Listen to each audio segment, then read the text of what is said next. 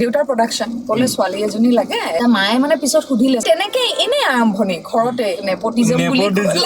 দেউতাক প্ৰডিউচাৰ সেইকাৰণে মোকে ধৰিব একদম অসমত নেপটিজম মোকে ধৰিব আৰু লিখিছিলো তেতিয়া পেপাৰত কোনোবাই এতিয়া আপোনাকতো আমি সৰুৰ পৰা একদম টিভিত দেখিছো চব চিনেমাত লাষ্ট মই এদিনা মানে যতীন্দাৰ লগত মই এটা দেওবাৰ এপিছড দিছো মোৰ মানে কথা কৰিব পৰা কিবা পাই যে বেয়া নাপাব তাৰপিছত যতীন্দাৰ লগত এপিছডটো দিলো তাৰপিছত মোক বহুত দিন টিভি চোৱা নাই এনেই টিভিটো নিউজ লাইভটো দিলো কিবা দিলো চবতে যতীন্দাৰ ফিল্ম দি আছে কি আজি মই এপিছড দিছো যতীন্দাৰ ফিল্ম এইফালে বাৰুদ দি আছে কোনোবা বিধাতা দি আছে মই বিধাতা চালো চাই মানে আপোনাৰ এইটো কেৰেক্টাৰটো দেখিলো এইবিলাক যে আপুনি ফিল্মলৈ আহিলে বা ফাৰ্ষ্ট আপোনাৰ অংকই আছিলে ফিল্ম কৰিম ফিল্ম এক্ট্ৰেছ হ'ম নে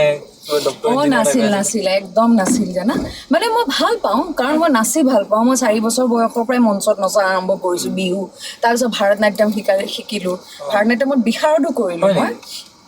তাৰপিছত মই মানে হেৰি হ'ল দেউতাক কোনোবাই ক'লে মানে গানৰ দূৰদৰ্শন কেন্দ্ৰত গান লৈ পেলাই আজিকালি যেনেকৈ ভিডিঅ'জ কৰে মোৰ দেউতাই প্ৰথম আৰম্ভ কৰিছিলে স্বৰ্গম বুলি এখন চিৰিয়েল দেই আৰু তাতে আপোনাৰ দেউতা ডিৰেক্টৰ আছিলে তাৰপিছত ডিৰেকশ্যন কৰিলে তাৰপিছত যেতিয়া গানৰ তাৰমানে অসীম বৈশ্য বম্বেৰ পৰা আহিছিলে তেনেকে লগ পাই পেলাই এনেকে কথা চথা পাতে তাৰপিছত গানৰ চিৰিয়েলখন প্ৰথমতেতো এনেই চিৰিয়েল কৰিছিলে কাহিনী থকা তাৰপিছত কাহিনী থকা চিৰিয়েল মই ক্লাছ 7ত তেতিয়া দাপোন বুলি এখন আছিলে প্ৰয়াত বিক্ৰম হাজৰিকা বিক্ৰম দা আমি বৰ সোনকালে হেৰুৱালো তেখেতক অভিনেতা বিক্ৰম দাৰ ভনীয়েকৰ কাৰণে এটা চৰিত্ৰ অভিনয় কৰিব লাগে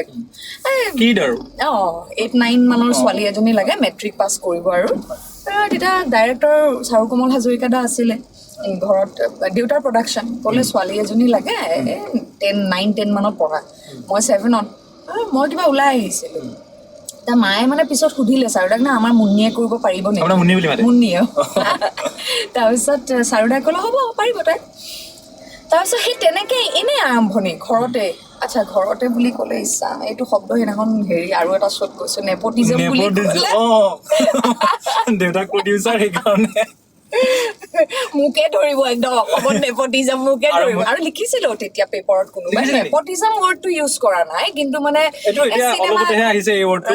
চিনেমাৰ কিবা দেউতাৰ নতুন চিনেমা এখন মাগত মামনি বিয়া আছিল নে কি আছিল বা সেইখনৰ মানে এডভাৰটাইজতে তেনেকে লিখিছিল আৰু প্ৰযোজক অশোক কুমাৰ বিষয়ে ছবি এখন কৰিব লৈছে অভিনেত্ৰী নায়িকাৰ নাম নকলেও হ'ব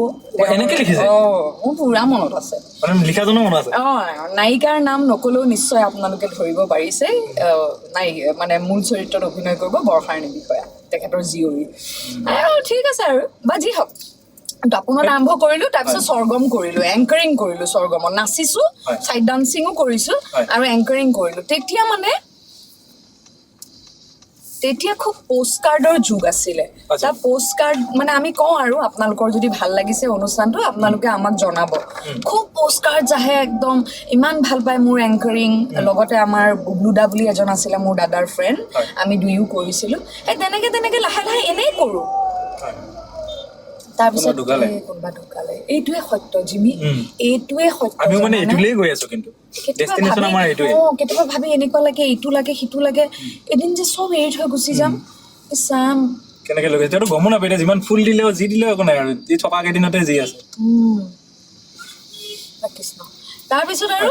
ৰাইজে লিখে ভাল পাইছে অমুক দমুক বুলবুলি চৰাই যেন লাগে বোলে মোৰ মাতটোৱে সৰু আৰু তেতিয়া মই বহুত সৰু 7-8 মানতে আৰম্ভ কৰিছিলোঁ সেই তেনেকে আৰম্ভ কৰিলোঁ দেউতাৰ প্ৰথম ছবি যশোদামণি কৰাত নায়িকাৰ বান্ধৱী এগৰাকীৰ চৰিত্ৰতহে অভিনয় কৰিছিলোঁ মই নায়িকা হোৱা নাছিলোঁ কিন্তু নায়িকা বৰ্ণালী পূজাৰী আছিলে তাৰপিছত বুকুৰ মাজলৈ যেতিয়া মোক ভাল লাগিলে যশোদামণি কৰাত বুকুৰ মাজলৈ মই ছেকেণ্ড লিডত এক্টিং কৰিছিলোঁ মেইন কৰিছিলে মোৰ মাহী নিকুমণি বৰুৱা আপোনাৰ মাহী হয় নেকি মোৰ নিজৰ মাহী আজি গম পালো এইটো কথা মই হাও দেখছা দেৰিকে গম পাইছে চবে জানে বাৰু মই গম নাপাওঁ এইফালে যাব পাৰো এইফালে ৰাস্তাত সেইফালে যাব ব'লা বেছি ধুনীয়া হ'ব এইফালে বম ট্ৰেফিক জাম তাৰপিছত ব'লক আমাৰ মানে এনেকুৱা আপুনি ক'লে এইফালে যাওঁ ব'লক একো ডেষ্টিনেশ্যন নাই ফুৰা হয় আৰু ফুৰি ভাল আপুনি এনেইতো ফুৰিব আজিকালি বাৰু যায় হয়তো আগতে ইমান যোৱা নহৈছিল এতিয়া বাৰু বিয়া হৈ গৈছে তাৰমানে মাজৰ এছোৱা সময় জিমি সেইকাৰণে মানে মই মানুহক কম্পেনিয়ন এজনৰ প্ৰয়োজন বহুতে সলো ট্ৰিপ কৰে মই নোৱাৰো কিন্তু সলো ট্ৰিপ কৰিব মোৰ ডিপ্ৰেছন হৈ যাব ফুৰিবলৈ গৈ ডিপ্ৰেছন হৈ যাব সো